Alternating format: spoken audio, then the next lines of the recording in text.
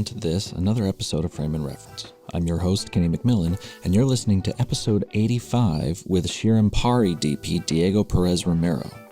Enjoy.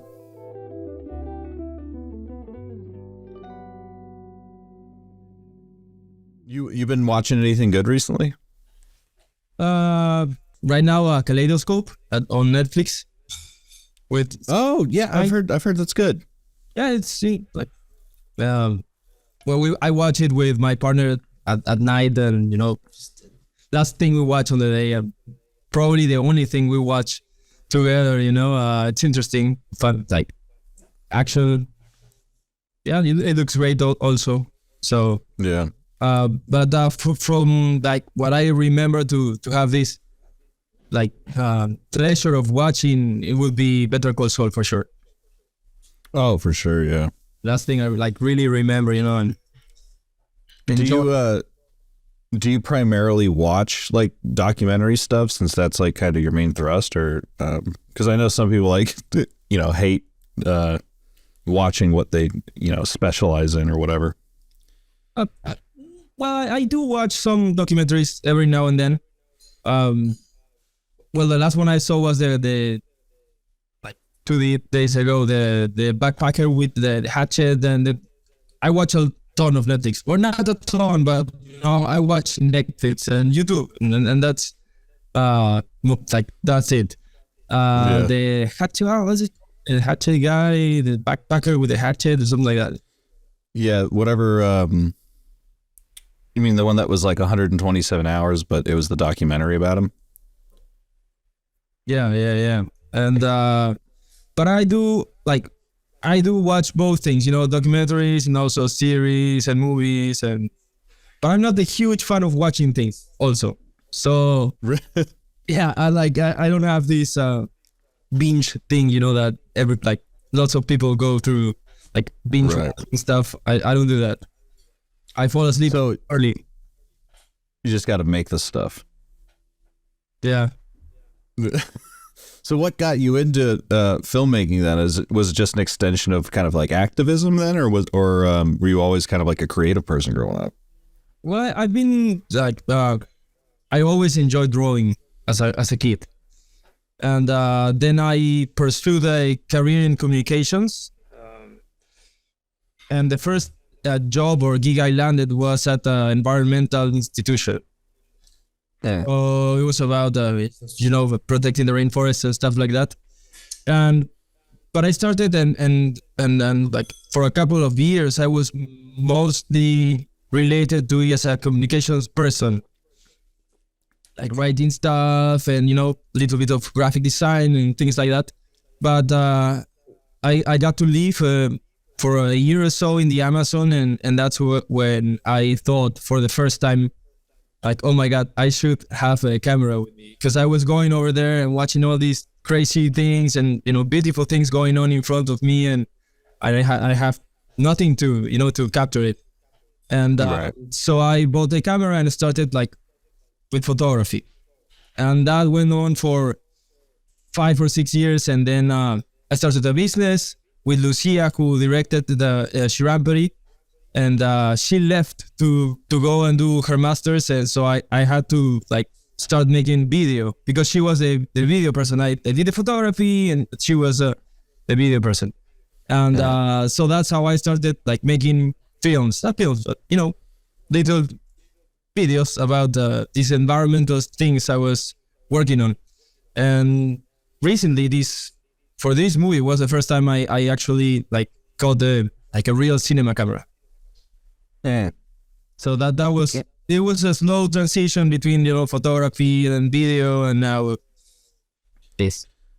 So for your sort of film education, going from photography to video making, I suppose, cinematography.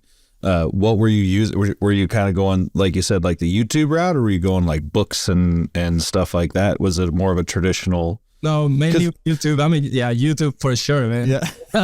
All right. And so I don't want to say I'm a content creator, because I'm not, but this is probably I fit more into that category. And I learned a lot from YouTube for sure, watching tutorials and stuff.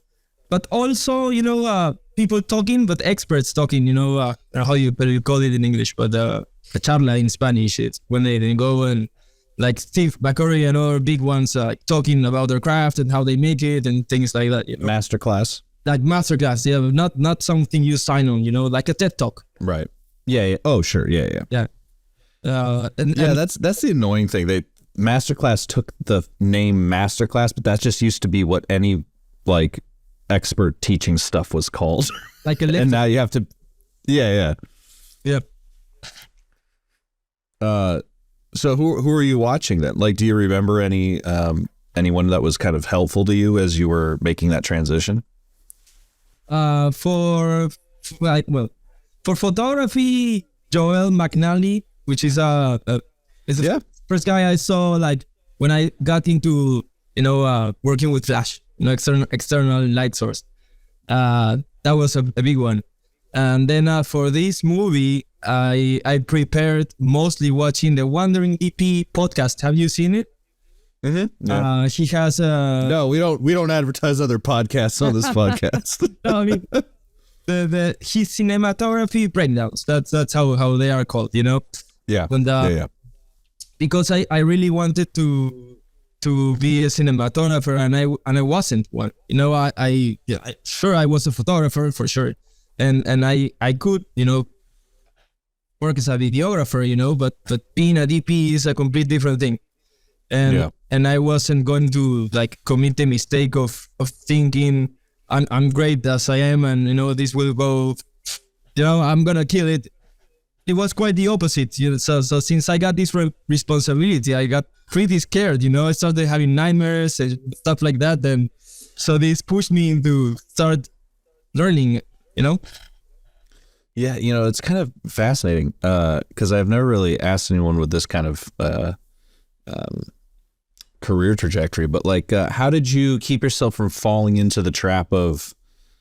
Could you just tell like what advice was bad and what advice was good, or being a little older than the average sort of quote unquote content creator? Were you able to kind of sniff that out, or how were you kind of sorting the information you were getting? Well, first I was like rejecting anything that said like 5 tips for cinematography or whatever that you see on the cinematic, not cinematography, that cinematic look, there's a bunch of YouTube videos that go that way. And those are the... What's up, guys? Buy a Black Pro Mist. Yeah. The gimbal fighting, gimbal moves to be cinematic and stuff. That's bullshit. Sorry, but I don't know if I can say this. So you can say the fuck word here. That's fine. Because I curse a lot. Well, in Spanish I curse a lot, but so I was aware that this is bullshit, So I was going that way, and I knew that I was looking for cinematography, not for cinematics. So cinematography then was the keyword for YouTube, and then watching just or remembering movies or DPs that I liked, like Lubezki, Chivo Lubezki. I had this vision, like I asked myself, like, who do you remember? Because I don't have this memory, I'm not a big movie guy, but one thing I couldn't erase from my memory is that I love The Revenant, and I love Lubezki. I searched, who did this thing, and it was Lubezki, and I just started watching tons of videos about him and his style, and then just going on into this just other stuff related to cinematography and how to be a cinematographer, and I like it. I really dived into it. For months and months, I was like every night, many hours a day, like watching, trying to learn everything I could. You've hit on something kind of interesting, because I think for people who are just getting into cinematography, I think this is going to be a great teachable moment. To you, what was the difference between being cinematic and cinematography? For what was to me? Well, cinematic is an empty word. It's related to form, but with no content. So sure you can do the moves, and sure you can work with the equipment or whatever, spent your whole money on to the the gimmick, and I wasn't falling for that for sure. So I was more interested in what motivated what was the purpose behind, and I think that's what cinematography is about. And finally, realizing that it's not about like how good does this you make something look. It's not about how something looks. It's about do you really need it to look good, or maybe you need it to look like shit, and cinematography. Yeah, that's pretty much perfect. I mean, the way that I've always described it is like you do need to know like how to make something look good. There's plenty of people out there who their highlights are blown out and their framing's all shitty, but it's very much more the storytelling of because like with your short, I found it the sort of, speaking of visual language, I found so how much directing were you doing, so to speak, in that short? Because it does feel like you just grabbed a camera and were following them around and then chopped it together, not in like a haphazard way, but it does feel very unplanned, however very structured. Like, I guess it was really cool to watch. It keeps you going. It's not. So how much directing were you doing there? Was someone always over your shoulder being like, "Ooh, now get that," or were you kind of just doing your own thing? It's quite what you just feel, so we had this before going into the field. We knew, or at least I worked on a set of rules I was going to try to achieve, or to maintain, to have this cohesive look. So it's not just a camera doing whatever all the time, because then you have like pieces that look like a Frankenstein. You end up with a Frankenstein that doesn't have a look, So we wanted to make sure that we had that stuff going on, and so this was about camera. How are we going to move the camera? Are we going to put the tripod or not? Is it going to be handheld all the time? How is it going to the focal distance? Are we going to work mostly on wide, the wide end of the lens? Are we going for the tele look?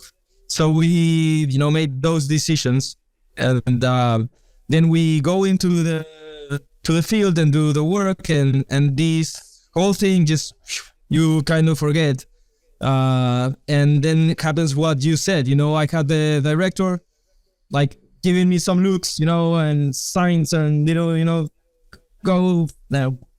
in or go out and turn around and take, have the the reaction shot, little things like that. But we didn't want to have is the blender like no, sorry. No, okay. No. So we have that dynamic, but it was all like stripped down. We didn't want to interfere in whatever was going on. But at the same time, we had the clear idea what was about to go on, So before every shot, we would talk with the director. Okay, so this is what we want to highlight, or this is the important part. So let's be aware of this. But whenever we go and set rolling, it would be just like me trying to pursue whatever was going in front of me in the best way possible, and that's like framing and stuff like that. Yeah. So how did you, because I've certainly gotten lost filming live events. How did you kind of keep your head about you and not just get wrapped up in what was happening, but also kind of have that photographic mindset, so to speak? Were you thinking like, oh, I need B-roll for this, or I need this angle, or adhering to that shot list you were kind of loosely given, or was it a lot more instinct? Well, there was this big outline of this is this moment is about this, or this is about that, and the interaction with the director, she was more aware of what was going around, because I was focused on whatever I have in front. And at the same time, I have this sense of, what it looks good. I just said I don't want anything to look good because it looks good, but you always want your image to be at least okay, So, and this comes from my photographer background, so it's almost an instinct to me. I'm not. I don't have to pay too much attention to have a good frame, It sounds horrible right now, but that's I think that's part of it, that why it works. It looks like it's shot on the look, like let's shoot it, but it's not so much that, Yeah, I mean yeah, like I said, it's like a very polished short, but at the same time, it does feel very raw in a good way. Also, I want to add that we did have some sense of location. Always knew what side of the sun we were going to shoot. Most of the time against the sun, not having the sun in the back. Avoiding these kind of things helps you a lot. When you are on that dynamic, because it's like some rules always give you, help you to have some structure and not get lost in the motion, in the moment. Yeah. Well, and one thing we've said on this podcast almost every episode is how, production design is 80% of your image, and that jungle is really fucking pretty. You can point the camera anywhere in there, and it's gonna look really good. So I'm sure there's plenty of great angles there that just jump out at you. How were you given access to that area? Like, how did you guys even come to find that group of people? Okay, so this started in 2016. I am friend of mayor. He's not the mayor anymore, but those years he was a mayor of that small city, which is 5 hours away from Dulce Gloria, this community where we shot. So he called me one day and said, so I have been a photographer for a while, and I do conservation photography, and indigenous peoples in Peru are tied to conservation because they held so much territory and protected. So you cannot talk about conservation without the indigenous people. So for years I have been related to this world. This is my main gig for it. Like really, not making movies. So I have tons of friends that live there and have some things going on over there. So he called me one day and said, I have to make pictures to go to Lima, which is Lima, the big city in Peru, and because every time I go there, no one understands what the fuck I'm talking about, because he shows up with the authorities and go, okay, where I go, these are the Ashaninkas, and whatever, and they suffer from this and that, and he had no pictures to show them, and like in the city, no one knows what is this, So he asked me to go, and I said, okay, sure, I'll go. I'd love to go to a new place, and especially in those conditions.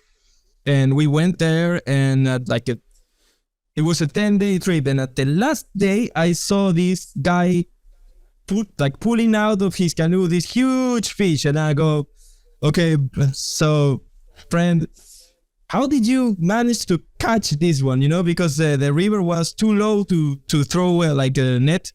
So and with one of these things, you cannot catch one huge fish. A rod, yeah. There was something else going on, and he goes and told me, no, I dive with this hook. And so she shows me the hook, and I just my mind exploded, And for the next 6 years, every year, this time of the year where the river is low and the water is sort of translucent, they do this fishing. Not all day, nor not all year long. It's a stational thing.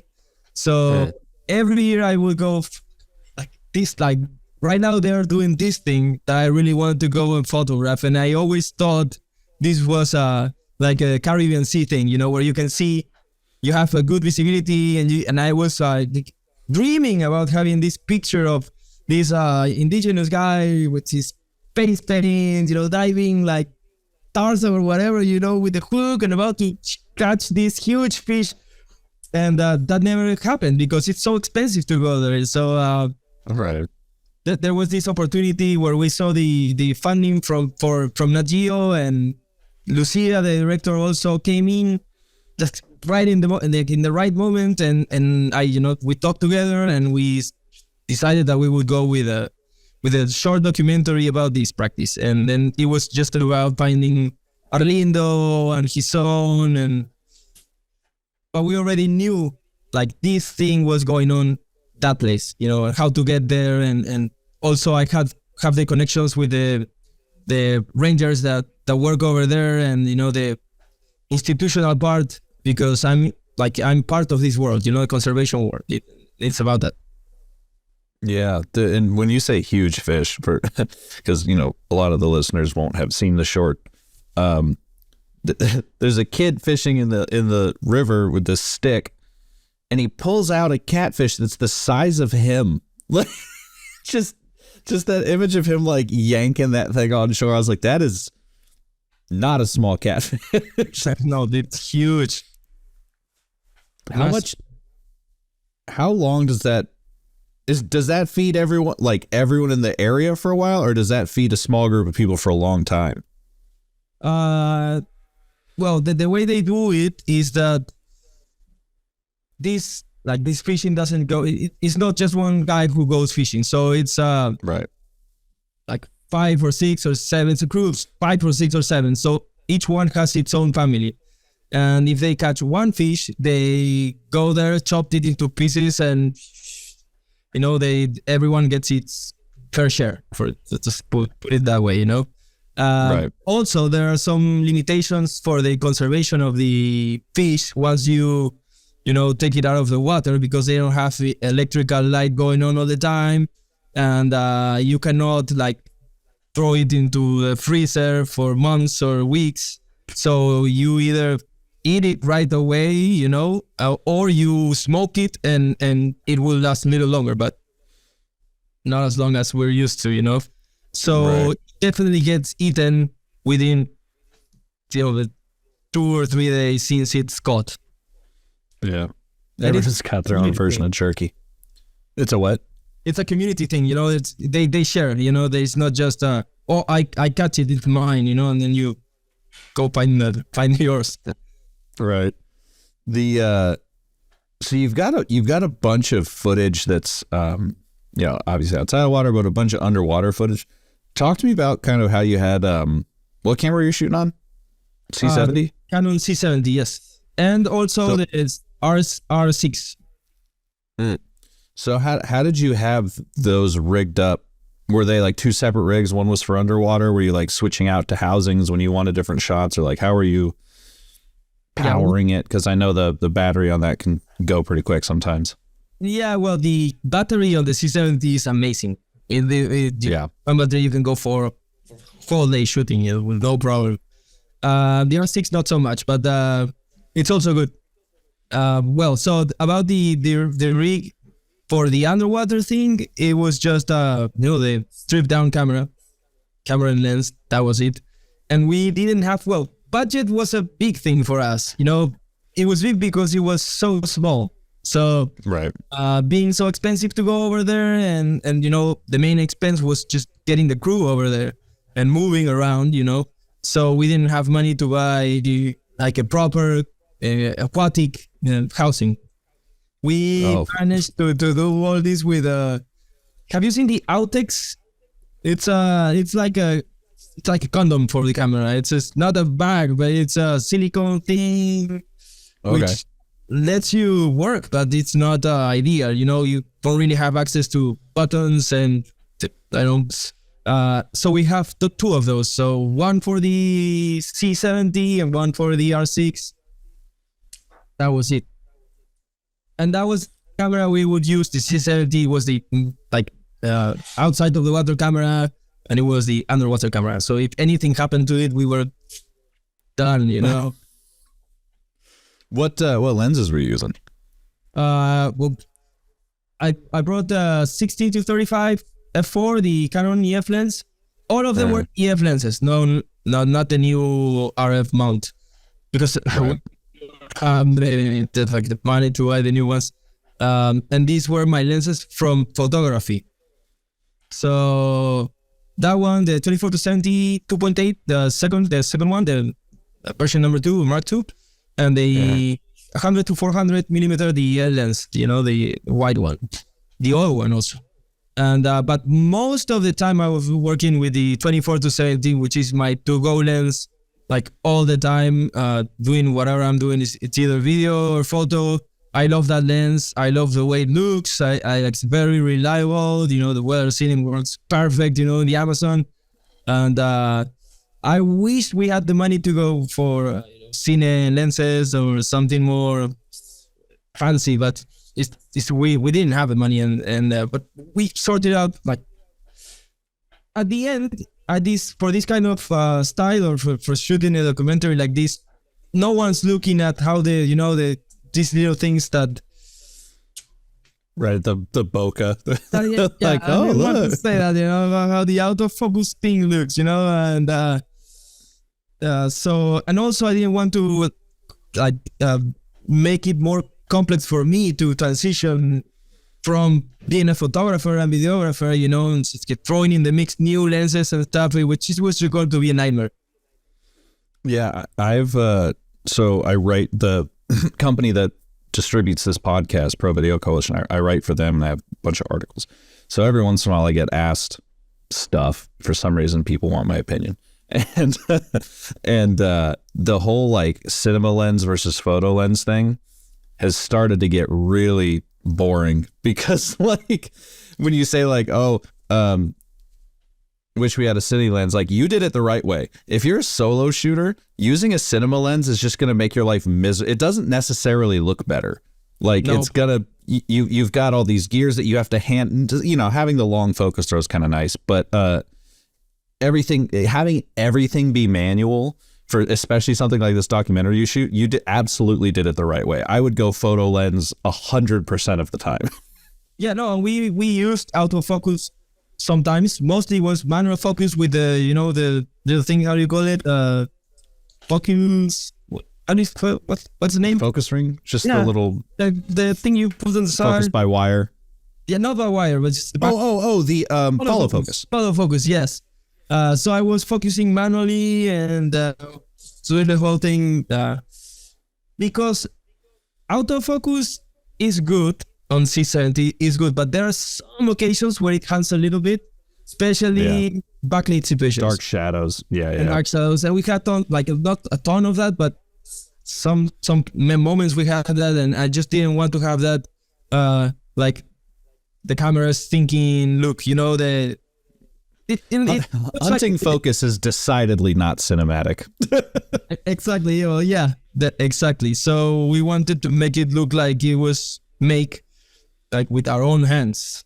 It's sort of just to put it that way, and it's part of this indie look and the idea style that the director wanted. So I think it worked perfectly. But we did use the autofocus, and for some scenes it was just key, because I wasn't able to move and walk around, and trying to focus all the time. It's just impossible.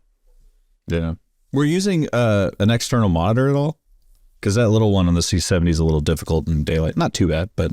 No, not really bad at all. Most of the time we work with that one. We had and brought one external monitor, like mounted on the camera, but at day 2 or 3, the cable got messed up, and then you forget about it, and then sometimes I had the monitor on top with no cable, so I was just back. Like it was by day 4 we just forget about that and work with the the cameras, which was all right. Yeah, that is one of the reasons. Like I think the C70 is such a perfect. I was just talking about this to someone online last night. Like, the C70 is such a perfect little, especially documentary camera, but I just wish it had SDI. But if it had SDI, it would basically be a C300. So, it's like, I guess you can't cannibalize your own product like that. But for that exact reason, like having an HDMI cable, especially for running around in the forest, it's going to get yanked out. Exactly. And that's what it happened, But fortunately, monitor that comes with the camera is actually pretty good. And I wanted to point out that the dual gain output sensor, which is it's amazing. Yeah. Oh, I think it's the best thing of that camera is that sensor because especially for those situations, and I've been on like shooting on the forest a lot, which tends to be super dark, and then you have this sunlight coming through the canopy, and if you don't have this sensor, you have to either choose to blow something out, or to have the darks completely crushed, and this camera was handling it like a pro, there was no choosing anything. It was just, you can have it all at the same time. It's amazing. Yeah. Oh no, someone's trying to interrupt the interview. But to your point about the monitor, I have a C500 Mark II, which does have that SDI, but kind of what you're saying, like I'll put really nice monitors on the top of that, and then I find that it's too big, so I just go with the built-in one. Like, you get a little sunshade for it or whatever, but 9 times out of 10, that's gonna do just fine. Yeah, it works. So were you sending the footage off to a colorist at all, or were you was that kind of like a built-in look? Did you help develop the look, or how did you kind of come about that? Because you could tell anyone that was shot on anything and they would believe you. There's definitely not a no low budget look to it at all. Yeah, no, and also no low, but not also like super refined. So we wanted from the beginning to have a natural looking thing, which is also becoming very rare now,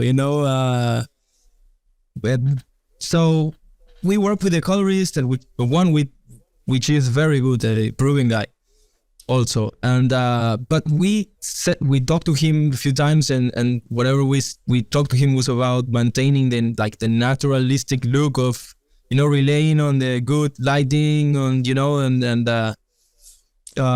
not going for orange and teal, nothing like that, It's, right. Yeah. No cinematic looks. Transformers, Amazon. Yeah. Exactly. So just a little, give you a little kick for the saturation, but that was it. That was it, and I think that's we really like that we go that way. And you're shooting C-Log 2 the whole time. C-Log 2, yeah. Yeah, that's the move. I tend to spend, as a hyper nerd, too much time, maybe not too much, but quite a bit of time in Resolve. I'll just rip off. Yesterday I got this anamorphic setup for my C500 that's kind of jerry-rigged, and I was just filming my cats, and then, just throw it in Resolve and then be like, all right, let's see if we can I probably develop a new LUT for that camera every 2 weeks just to, try to come find my own, stock look, my own film stock kind of thing. So it can be very easy to get lost in the weeds on look development. Yep. Especially when you own the camera and you can just sit there. And do you end up doing all that? Do you sit at home and test things, or you're much more I need to be somewhere doing stuff? Yeah, no, I do fiddle a little bit with the color, and I don't work on DaVinci yet. I work on Premiere with the little tools they give you, but I try not to get too caught into that, because it ends up happening that you go too much and spend too many hours, playing with the sliders and like that, which I do in photography. I do that a lot in photography, but since I come from photography, the tools that they give you for video or whatever, at least the ones I have, they're not nearly as good. Also, the files, the quality of the files, because I don't work, or we didn't work this movie in RAW. There was no RAW available when we shoot Shirampari. So XAVC and the format you shoot in C-Log 2, it's good. It gives you tons of flexibility, but not the same as photos. And I come from photography, and I cannot forget that, so I get bored pretty quickly. It's, oh man, like that's one thing I think so I didn't come from photography, but I used to be I used to work for Red Bull as a concert and event photographer. And I would definitely, again, get lost in the weeds editing. But that is one thing about film, video, whatever you want to call it, that like it took me years to realize is like the lighter the touch, the better. Like if you go into a video thinking like, I'm going to treat this like Lightroom, you'll over process the hell out of it. It'll start to look real crispy, and like, especially, you know, you get in Resolve and you've got windows, you can just end up relighting your whole scene, and you're like, all right, that was 40 minutes and next clip, you know? Yeah. No, fortunately we work with Perez, the Cesar Perez, the guy who knows that stuff, and I just like kind of give a few looks and said, okay, it's mainly color correction things to like match both cameras, because the R6 and the C70 they look different for sure. So that was a concern. And then more than skin tones, it was removing the green cast from the forest. You know, the forest. Yeah, a lot of green bounce. So that was like, and also like not removing the shadows, and like that was one of the main things. You know, let's work like we like the shadows. We want shadows. We don't want this HDR look or whatever they're going for now. So, well, not now, you know, but like that was the whole coloring thing for me. Yeah. Did you have any like reference films or photos that you kind of leaned on before going into the project that you were looking at or sharing with the director? Yeah, for sure. We watched Honeyland. You know, have you seen that one? It's about. No, I was supposed to. I think I. No, I didn't see it. Amazing, you know, it's beautiful. Minding the Gap, which is a documentary about Skater Kid. Yeah. Like beautiful documentary. Nobody Knows Empty Pockets. Those were the ones I remember, and I loved all of them. You know, not so much to get like to go and copy that, you know, but for the narrative and how the camera moves and little things, you know, those were the main. And also for photography, like talking about photography, the Lubezki, you know, the Lubezki movies. That was it, you know. The Revenant, but all the others he made, you know. Well, I'm proud of you for not shooting the entire short on a 16 millimeter. Oh, yeah. and that was like very on purpose, because I like the wide angle look, and you know it's like it impacts you, you know. But for this movie, it wasn't the best, because it turns the faces into like it gives them this brutal thing, you know. This it makes you look primitive. Yeah. So you see the Leonardo DiCaprio's shots, he looked like a Neanderthal, you know. He looks, and his son in The Revenant, being like a mixed kind of indigenous guy, looks primitive, like really primitive, and it's not his face, it's the 16 millimeter. So for it's a thing about like not making these people, you know, the Ashaninka people, look primitive. We didn't want to have that, because this is in Peru at least is it's not racist, but it's part of the, you know, the stereotype, and having them being like primitive comes with some other negative ideas around, you know, and we didn't want that. We wanted to portray them like beautiful, you know, like powerful, like you know, that was the idea. So 16 wasn't working for that. 24 was. Yeah. Sure. Yeah. The I think you had a good quick shot in there, because that was actually something that I thought about watching the short was you know, this group of folks they're not primitive, but they are the only word I can find is simple, but I don't mean like simple. I mean, like, you know, they're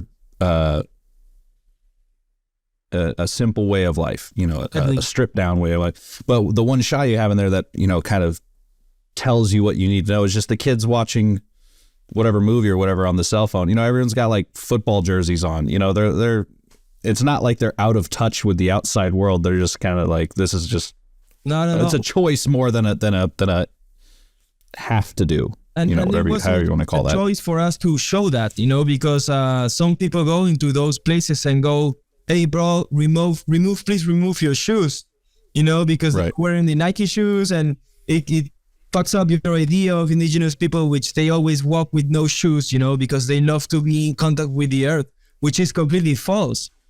So we didn't want to like go into that narrative. We wanted to show the real world, you know, they are traditional in their way of living, but they are also in contact with the outside the world. And Arlindo, you know, he was also, like, besides being the protagonist along with his son Ricky of this movie, he was part of the production crew. So he's a guy who's being there and being like as a shenika as you can be. He works with his cell phone. He has Zoom calls, you know, he answers the WhatsApp messages, and he's pretty much a citizen of the world. And then this is the reality now for most of the Amazonic people, you know, not only Peru, but for indigenous people around the world. We have this romanticized, you know, sort of way of looking or thinking about them, which is not real. And there are some who don't connect with our culture or whatever, but there's the most of them, they are, and you know, they watch shows on their cell phone, and they play video games and stuff like that. It is I saw a TikTok of all things last night where a guy was describing how the context was like religion or lack thereof in African cultures, and how we tend to frame that experience or that thing in Western ideas, you know, so there has to be a deity, there has to be a god, because that's how we tend to view things, and how that has stripped those specific cultures from their home culture, because we're trying to fit their experience into a westernized box. And I think that's, you know, obviously it doesn't just apply to African cultures. It seems like it also applies to like this kind of thing, where it's their experience does not have to fit the, you know, one-to-one lifestyle of a Western audience, even though the tools and experiences, cell phones, whatever, are the same or can be the same. Exactly. Yeah. That you said, you know, and also like talking about that, our documentary works with a very Western Western narrative, you know, the hero's journey. Right.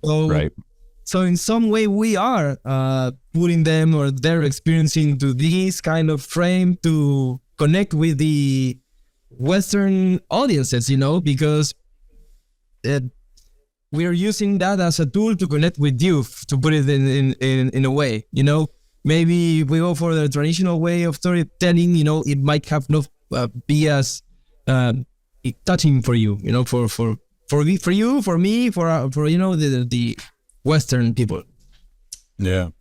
We cannot I remember. Like, escape it.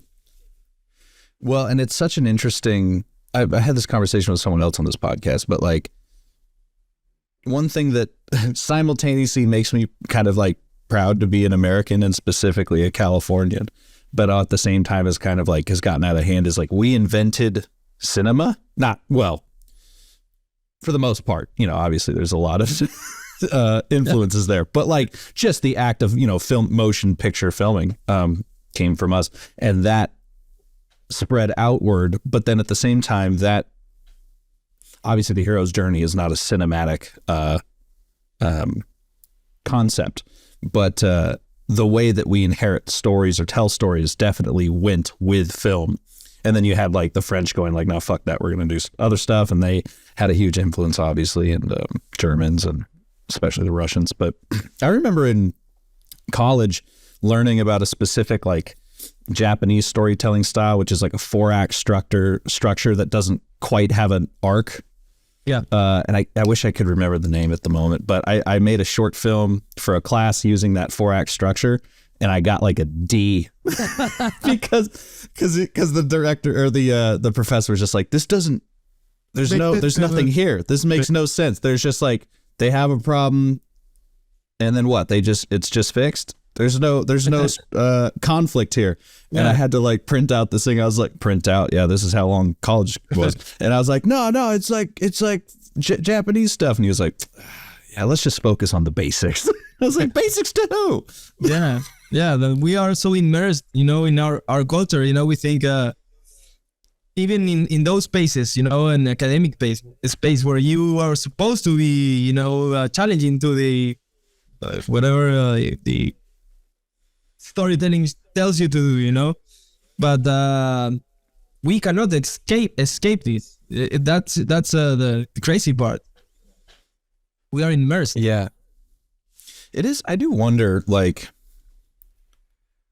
obviously the sort of hero's journey 3-act structure thing has endured over time, and I wonder if that is a result of, for lack of a better term, colonialism, or if there is something specific and unique to that structure that holds any human psyche or whatever.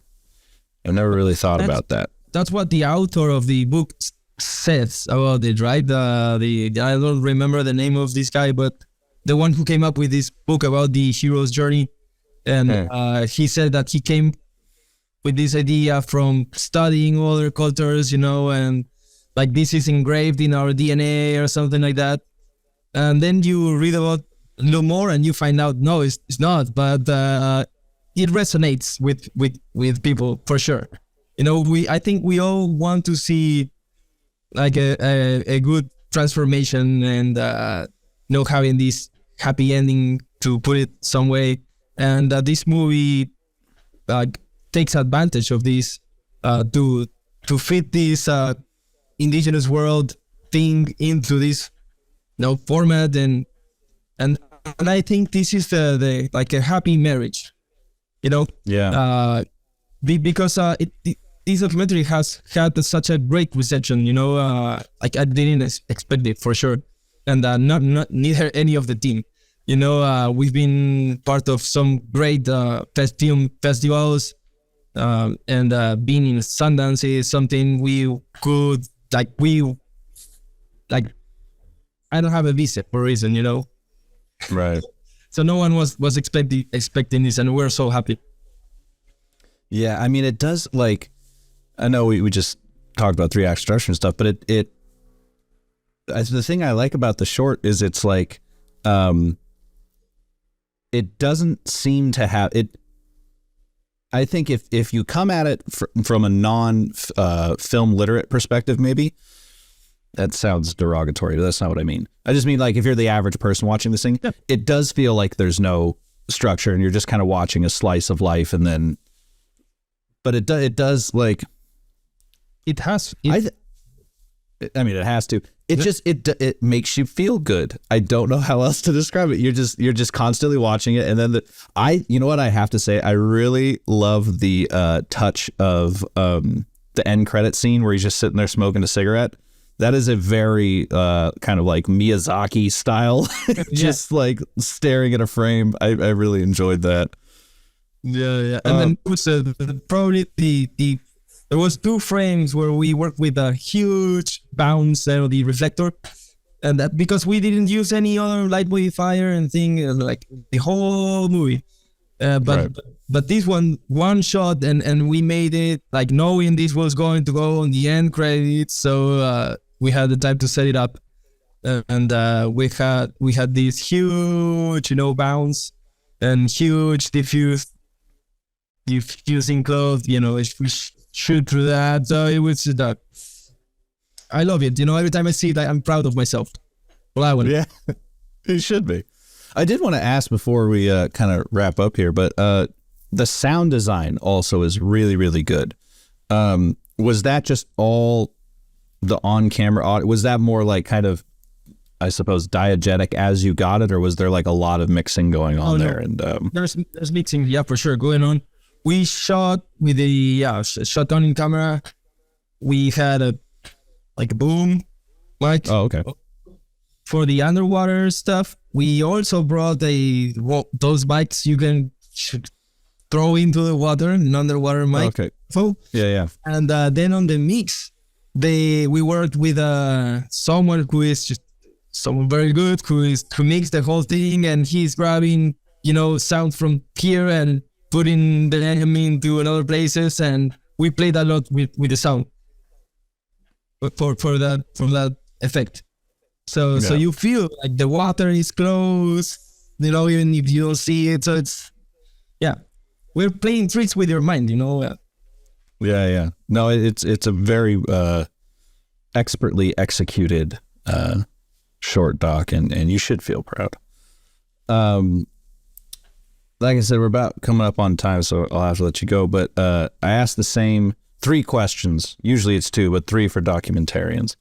So the first one, we'll go with the easy one.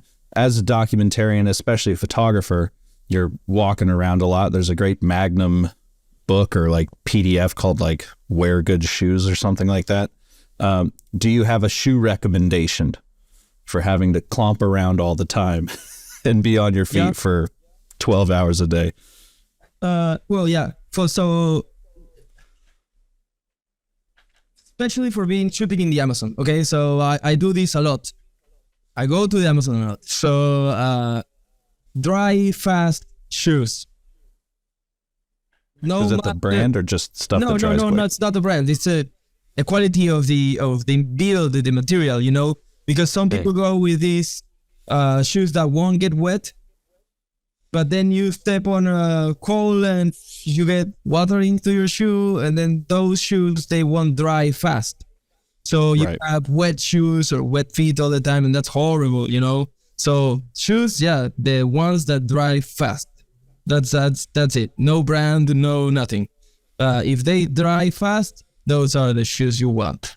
That's about the shoes. No boots, because when you go to the Amazon, they like the experts will tell you have to wear boots because then you might find a snake, and if you get bitten by a snake, you fucked. But no, I don't care. I cannot walk with boots. These rubber boots, those are awful, are horrible for walking, and you need to be comfortable, and so light, dry, fast shoes. That's the answer. Perfect. Second question. If you were to program, I guess it's going to be kind of easy, maybe not, but because of Sundance, but if you were to program your short with another film, it could compare, it can contrast, it can complement, whatever you want. Double feature, your short and another film. What's the other film? Oh, you got me there. Well, I would go with one of the references we were watching. Minding the Gap would be a nice one because of its, indie look and being about kids also, but from a more modern part of the world, but maybe not the length, they won't work so much because of, but I think those would be like good match. I think Minding the Gap is a great answer. And if anyone hasn't seen that documentary, it's fantastic. Especially if you grew up in the 90s, early 2000s, or even late 80s, skateboarding, which I did. But third question, everyone always asks about the best advice you ever got. I find that boring. I want to know what the worst advice you ever got was. Yeah, I don't know what was the worst advice. I don't hear too much to other people, and that sounds horrible coming from me, but well, maybe not like the direct advice to me, but I think if you are someone young and starting, everywhere you will find these messages about the equipment and what you should get and this whole thing about being cinematic and shit like that. That's the worst thing. That being falling for that trap. I think that the whole you should be focused on things that resonate with you, you know, being in love with your character or the story you want to tell, or being, you know, obsessed, and that pays much more than spending tons of money on gear you will use once and, you know, forget about it. You know, it's not about the gear. It never is. Yeah. I mean, the gear, you can get the fanciest gear imaginable, and if you don't have a story to tell, you might as well be a photographer. Yeah. You know, spend all that money on a nice stills camera and just go take pretty pictures, because that's what it'll amount to in the cinematography world. Yeah. Well, thanks for spending the time with me, man. That was a really great conversation. And like I said, the short is fantastic. And for some reason, it's not like a heartwarming short, but it makes you feel good watching it. So I imagine everyone at Sundance is having a good time with it. Awesome. Thanks, Kenny. Thanks for having this talk and meeting you. And thanks. Frame and Reference is an Owlbot production. It's produced and edited by me, Kenny McMillan, and distributed by ProVideo Coalition. Our theme song is written and performed by Mark Pelly, and the F at our Mapbox logo was designed by Nate Truax of Truax Branding Company. You can read or watch the podcast you've just heard by going to provideocoalition.com or youtube.com/owlbot, respectively. And as always, thanks for listening.